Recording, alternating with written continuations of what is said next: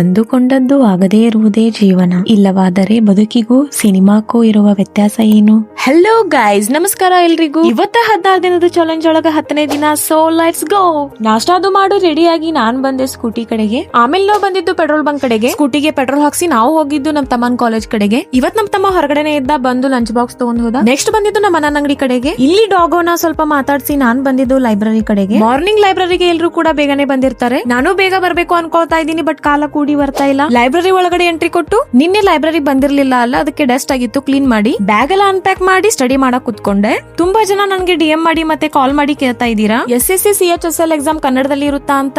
No guys, ಇದು English ಮತ್ತು ಹಿಂದಿಯಲ್ಲಿ ಇರುತ್ತೆ, ಕನ್ನಡದಲ್ಲಿ ಇರಲ್ಲ. ಮತ್ತೆ ನಾನು ಏನಕ್ಕೆ ಕನ್ನಡ ಟೆಕ್ಸ್ಟ್ ಬುಕ್ ತಗೊಂಡಿದ್ದೀನಿ ಅಂದ್ರೆ, ನಾನು ಸ್ಟೇಟ್ ಗೌರ್ಮೆಂಟ್ ಎಕ್ಸಾಮ್ ಕೂಡ ಅಟೆಂಡ್ ಮಾಡ್ತೀನಿ. ಸೊ ಎರಡಕ್ಕೂ ನನ್ಗೆ ಹೆಲ್ಪ್ಫುಲ್ ಆಗುತ್ತೆ.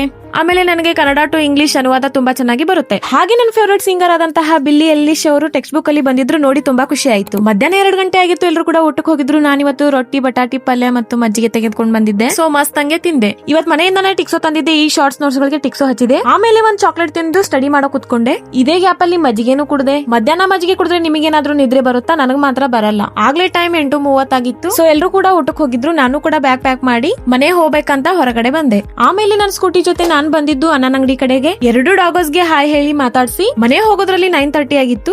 ಇದು ನನ್ನ ಇವತ್ತಿನ ವ್ಲಾಗ್ ಆಗಿತ್ತು. ಇಷ್ಟ ಆದ್ರೆ ಲೈಕ್ ಮಾಡಿ, ಶೇರ್ ಮಾಡಿ, ನನ್ನ ಅಕೌಂಟ್ ನ ಫಾಲೋ ಮಾಡಿ. ನೆಕ್ಸ್ಟ್ ವಿಡಿಯೋದಲ್ಲಿ ಸಿಗೋಣ. ಅಲ್ಲಿವರೆಗೂ ಟೇಕ್ ಕೇರ್.